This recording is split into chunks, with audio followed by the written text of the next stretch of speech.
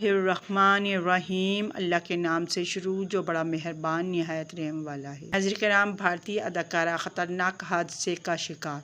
नाज़रीन कराम, अगर आपने मेरे चैनल को सब्सक्राइब नहीं किया तो सब्सक्राइब कर दें और लाइक ज़रूर कीजिएगा। चलें वीडियो को शुरू करती हूँ।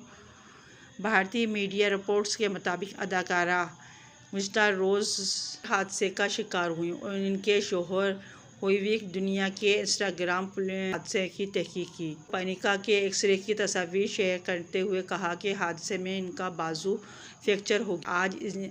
आज इनकी सर्जरी की जाएगी। उन्होंने बताया कि देविका के बाजू की हड्डियां टूट गई हैं और अब इनकी सर्जरी होगी और वो महफूज।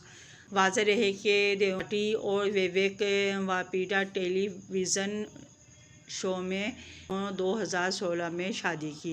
नाज़रीन कराम, अगर आपने अभी तक मेरे चैनल को सब्सक्राइब नहीं किया तो सब्सक्राइब कर दें, बेल आइकन पर ऑल कर दें ताकि हर आने वाली वीडियो को नोटिफिकेशन सबसे पहले आपको मिल सके। अल्लाह हाफ़िज़।